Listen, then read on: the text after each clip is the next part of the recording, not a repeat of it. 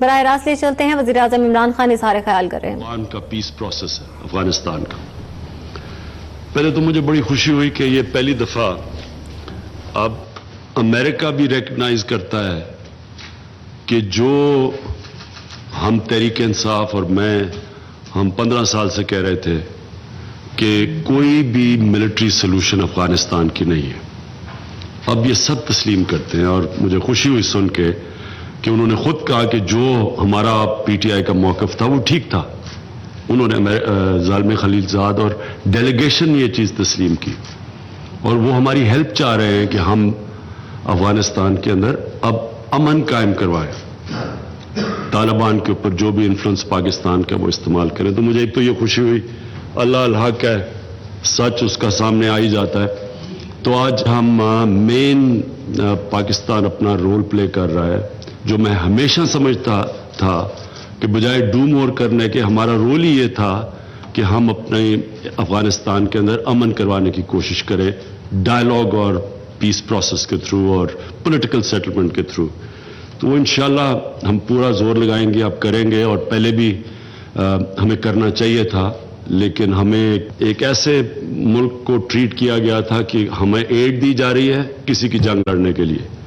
شکر ہے کہ آج ہمارا جو اصل رول ہے کہ لوگوں کو، قوموں کو میں امن پیدا کریں، ثالثی کا کردار ادا کریں، بجائے یہ کہ ہم پارٹیزان ہو کسی کی جنگ کے اندر۔ تو ایک تو مجھے بڑی خوشی ہوئی، اور دوسرا مجھے یہ جو ایشو ہے یمن کا، پہلی ہم نے شروع کی بات یمن کے اندر بھی ایک پیس پروسیس کو آگے کرنے کے لیے میں نے سعودی عربیہ سے بھی بات کی، پھر ایران کے فارن منسٹر آئے، ان سے بھی بات کی۔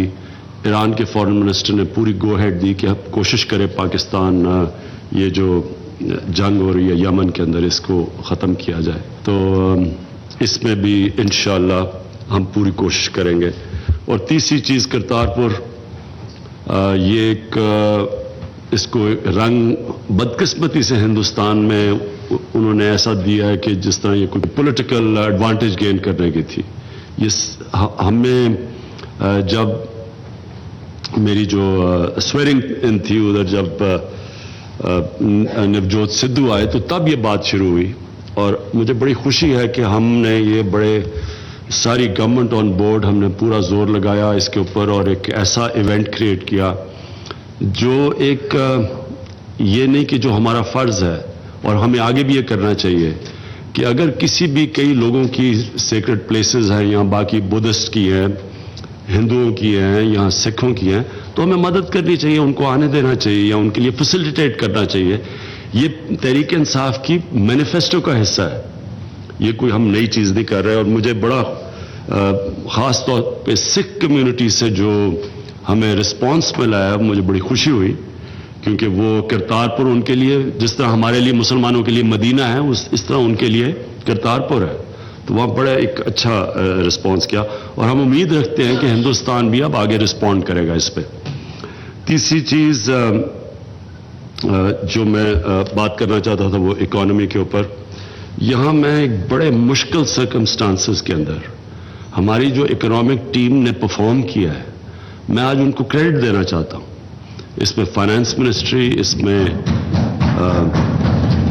کامرس منسٹری، انہوں نے پلاننگ منسٹری، ان سب نے بڑا رول پلے کیا ہے۔ بڑے مشکل سرکمسٹانسز تھے یہ، لیکن جو ہم اس سے نکلے ہیں، میں ان کو آج اسپیشل کریڈٹ دینا چاہتا ہوں۔ اور میں صرف آپ سب کے سامنے کہ اگر اتنے برے حالات جو انفارچونیٹلی ہمارے مخالفین پریڈکٹ کرتے ہیں، تو اس طرح کی انویسٹمنٹ تو نہ آئے پاکستان کے اندر اگر اتنے برے حالات ہیں۔